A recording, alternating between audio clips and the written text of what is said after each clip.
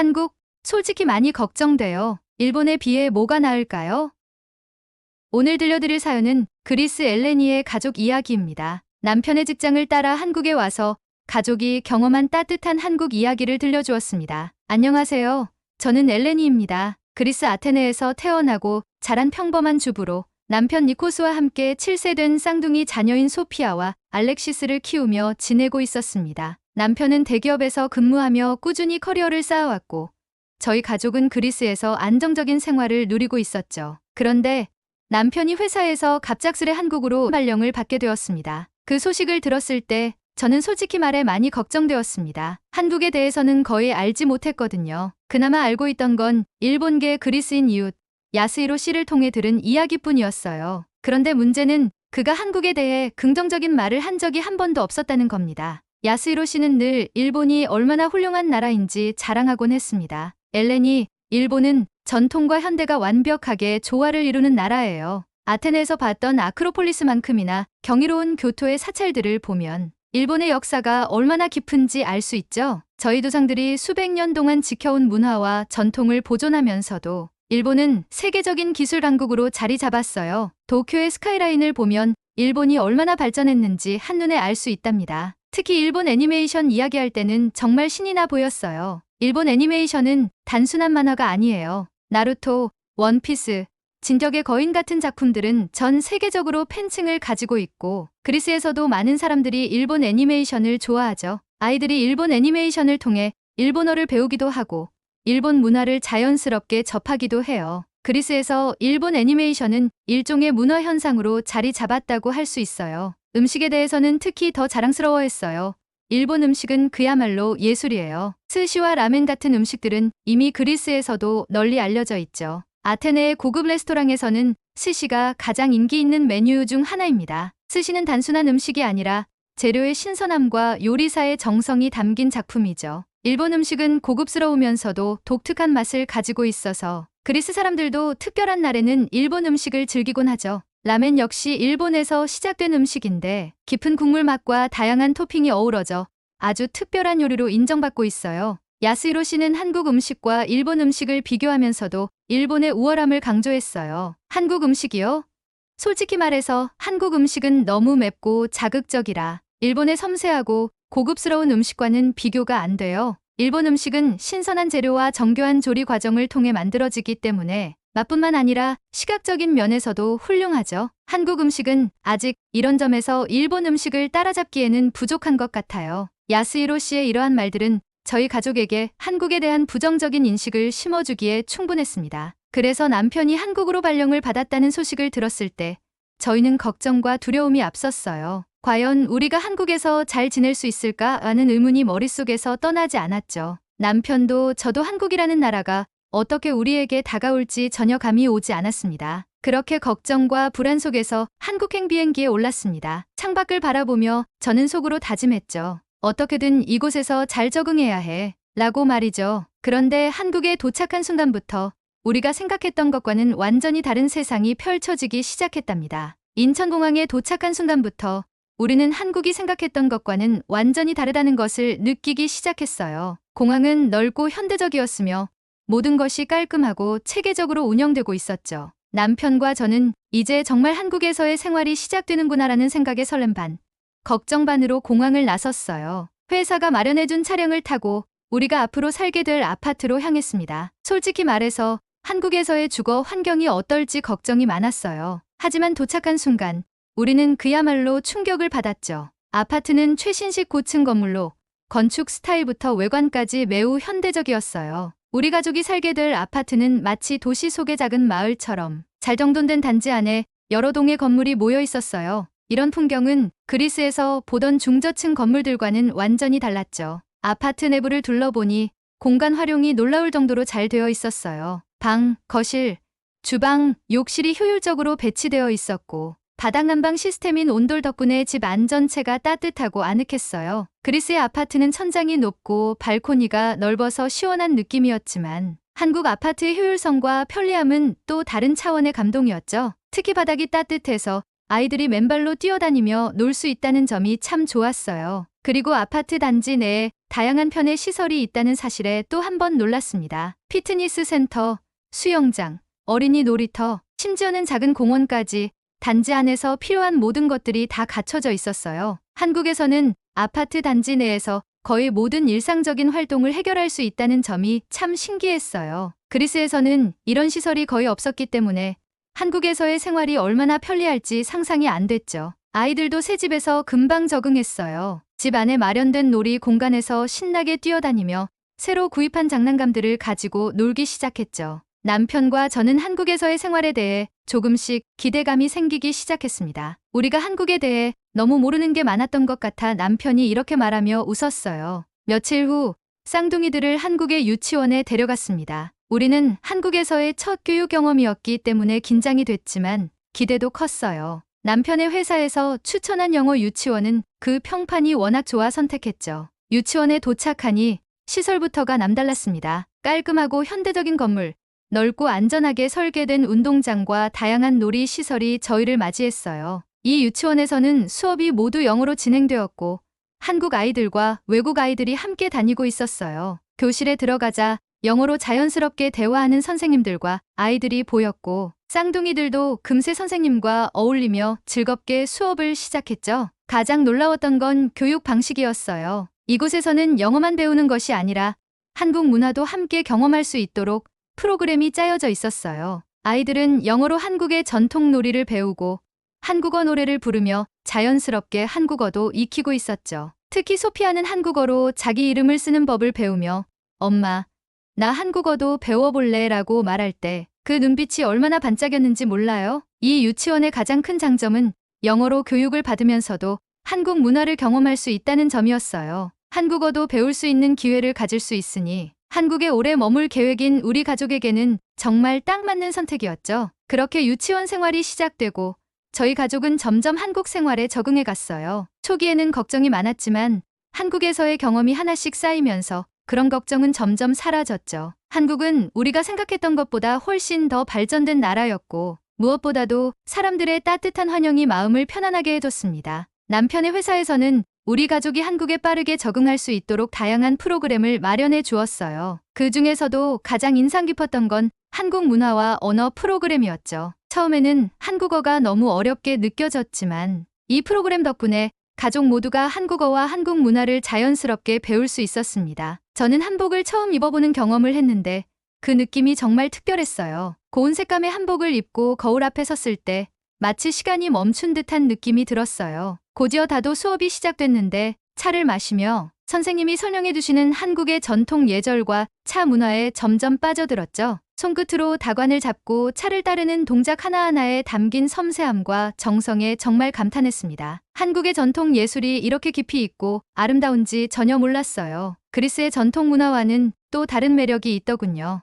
남편도 마찬가지로 회사에서 제공한 한국 역사와 문화 강의를 통해 한국을 새롭게 이해하게 되었어요. 한국의 역사, 특히 조선시대의 이야기나 독립운동에 대한 강의를 들으면서 남편은 점점 한국에 대한 이해와 애정을 키우게 됐죠. 처음에는 한국이 일본의 영향을 많이 받았을 거라고 생각했지만 이 강의를 통해 한국이 오랜 역사와 독자적인 문화를 가진 자주적인 나라라는 것을 깨닫게 되었어요. 강의가 끝난 후 남편이 저에게 했던 말이 아직도 기억에 남아요. 엘렌이, 한국은 정말 자랑스러운 역사를 가진 나라야. 일본과는 완전히 다른 독립적인 문화와 역사를 가지고 있어. 며칠 후 소피아가 갑자기 이가 아프다고 해서 치과를 방문하게 되었어요. 사실 그리스에서는 치과 방문이 늘 번거롭고 스트레스였어요. 대기 시간이 길고 진료를 받기까지도 여러 절차를 거쳐야 했거든요. 그래서 한국의 치과 시스템이 어떨지 걱정이 됐는데 정말 놀라운 경험을 하게 되었죠. 우선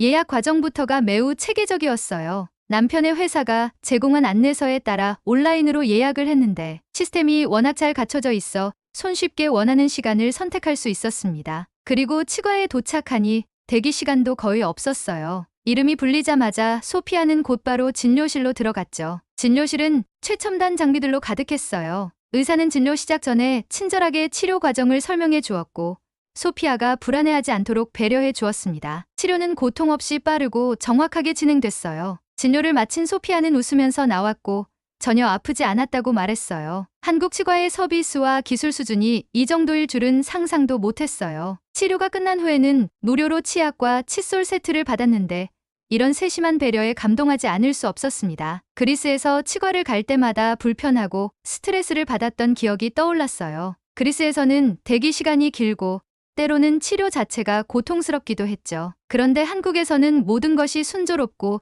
체계적으로 진행되었고 소피아도 전혀 불편함 없이 치료를 받았어요. 이렇게 큰 차이를 느끼게 될 줄은 전혀 예상하지 못했죠. 이 경험을 통해 저는 한국의 의료 시스템에 대해 더 깊은 신뢰를 가지게 되었습니다. 남편도 이 경험이 끝난 후에 저에게 이렇게 말했어요. 엘렌이, 정말 한국은 생각했던 것보다 훨씬 더 발전된 나라야. 우리가 이렇게 잘 적응할 수 있을 줄은 몰랐어. 한국 생활이 깊어질수록 저희 가족은 일본인 이유, 야스히로 씨가 했던 말들이 얼마나 잘못된 인식에서 비롯된 것인지 조금씩 깨닫게 되었어요. 처음에는 그의 말에 영향을 받아 한국에 대해 불안감을 가졌지만 실제로 우리가 경험한 한국은 그와는 완전히 다른 곳이었죠. 물론 우리 가족은 여러 가지 문화적 오해와 실수를 겪었어요. 그리고 그 과정에서 한국어를 배우면서 생긴 재미있는 에피소드들도 있었죠. 한 번은 제가 한국어 학원에서 배운 표현을 써먹어 보겠다고 근처 마트에 갔을 때였어요. 학원에서 얼마예요? 라는 말을 배웠거든요. 그래서 자신 있게 물건을 들고 얼마예요? 라고 물어봤어요. 그런데 마트 직원분이 살짝 당황한 표정을 짓더니 어머니, 이건 이모가 아니라 이모부입니다. 라고 말씀하시는 거예요. 그 순간 저는 멍해졌어요. 분명히 가격을 물어봤는데 이게 무슨 말인가 싶었죠. 알고 보니 제가 얼마예요? 를 발음하면서 이모부예요? 고 말해버린 거였어요. 순간 저의 실수를 알았고 웃으며 얼른 정정했어요. 그 순간 저는 한국 사람들이 얼마나 친절하고 유머러스하게 이런 실수를 받아들여 주는지를 느낄 수 있었어요. 한국어는 어렵지만 그만큼 사람들과 가까워질 수 있는 매개체가 되어 주었죠. 이런 경험을 통해 한국에 대한 두려움은 점점 줄어들었어요. 그 일을 떠올리면 지금도 웃음이 나요. 한국어가 정말 쉽지 않다는 걸 다시 한번 실감했죠. 남편 니코스도 한국어로 재미있는 실수를 한 적이 있어요. 한 번은 회사에서 동료들과 점심을 먹으러 나갔는데 음식을 주문하면서 맵게 해주세요라는 말을 하려고 했죠. 그런데 발음이 잘못되어서 예쁘게 해주세요라고 말해버린 거예요. 서빙하는 직원이 남편을 잠시 쳐다보더니 웃으며 알겠습니다. 아주 예쁘게 만들어 드릴게요 라고 답했대요. 그날 남편은 동료들 사이에서 한참 동안 웃음거리가 되었죠. 결국 매운맛 대신 정말 예쁘게 플레이팅된 음식을 받았다는 이야기를 들으며 저도 배를 잡고 웃었어요. 이렇게 작은 실수들이 쌓이면서도 우리는 한국에서의 생활을 점차 이해해 갔어요. 물론 이런 실수들로 인해 조금 창피할 때도 있었지만 그만큼 한국어를 배우고 적응해가는 과정이 즐겁기도 했죠. 웃음이 함께하는 이런 에피소드들 덕분에 우리 가족은 더 가까워질 수 있었어요. 하지만 한국 생활이 항상 웃음으로만 가득한 건 아니었어요. 한편으로는 우리 가족이 겪은 문화적 오해와 갈등도 있었죠. 남편 니코스는 직장에서 중요한 비즈니스 미팅이 있었는데 그 자리에서 명함을 교환하는 상황이었어요. 그리스에서 하던 대로 한 손으로 명함을 건넸는데 상대방이 순간적으로 얼굴이 굳더니 어색한 미소를 지으며 명함을 받았어요. 나중에 동료가 친절하게 한국에서는 명함을 두 손으로 주고받는 것이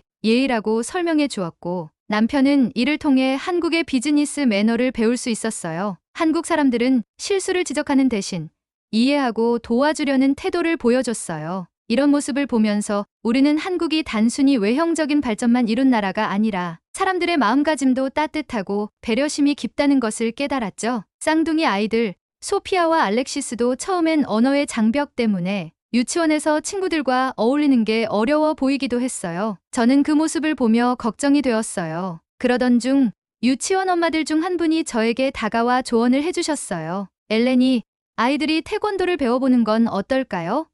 한국에서는 태권도가 아이들에게 자신감을 주고 친구들과 어울릴 수 있는 좋은 방법이 될 수 있어요. 그 엄마는 친절하게도 태권도 도장까지 추천해 주셨어요. 저는 남편과 상의한 후 아이들이 태권도를 통해 좀 더 자신감을 얻고 한국 친구들과 어울릴 수 있기를 바라며 태권도 도장에 등록하게 되었어요. 태권도 수업이 시작되면서 소피아와 알렉시스는 점차 즐거움을 느끼기 시작했어요. 처음에는 어색해했지만 태권도 도장에서 만난 친구들과 함께 운동하며 한국어도 조금씩 익혀가고 무엇보다도 자신감을 회복할 수 있었죠. 소피아는 태권도장에서 친구들과 어울리며 웃음을 되찾았고 알렉시스는 태권도 기술을 하나씩 배워가며 자랑스러워했어요. 유치원 엄마들의 배려와 조언 덕분에 아이들은 점점 한국 생활에 적응해갔습니다. 그리고 드디어 소피아와 알렉시스가 태권도 일품 심사에 응시할 날이 다가왔어요. 태권도 도장에서 만난 친구들과 함께 한국어로 명령을 따르며 동작을 연습하는 모습이 얼마나 자랑스러웠는지 몰라요.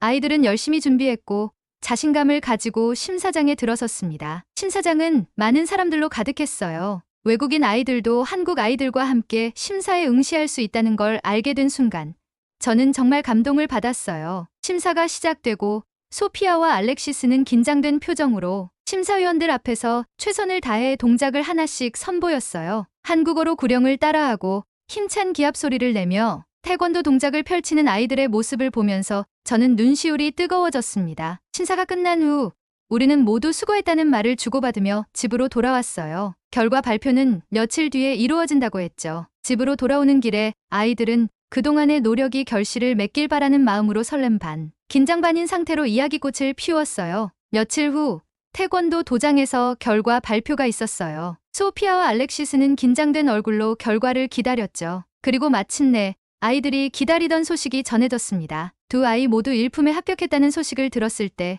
우리는 함께 기뻐하며 눈물이 나올 정도로 감격스러웠어요. 소피아와 알렉시스는 자랑스럽게 품띠를 두르며 그동안의 노력이 헛되지 않았다는 것을 실감했죠. 아이들이 태권도 일품에 합격한 것은 단순한 승급 이상의 의미가 있었어요. 한국에서의 생활에 적응하기 위해 아이들이 얼마나 많은 노력을 기울였는지, 그리고 그 과정을 통해 자신감을 얻고 한국 친구들과도 더욱 가까워진 모습을 보면서 저는 마음 깊은 곳에서부터 뿌듯함과 감사함을 느꼈어요. 한국 생활은 처음에 우리가 생각했던 것보다 훨씬 더 복잡하고 도전적이었지만 이 모든 경험들이 우리 가족을 더 강하고 단단하게 만들어줬어요. 우리는 한국이 단순히 외형적인 발전만 이룬 나라가 아니라 깊은 역사와 문화를 가진 나라라는 것을 깨달았어요. 야스히로 씨가 했던 말들이 얼마나 잘못된 것인지 알게 되었어요. 한국에서의 일상은 우리에게 그 모든 오해를 깨닫게 해주었어요. 사람들 사이의 따뜻한 배려, 효율적인 사회 시스템, 그리고 무엇보다도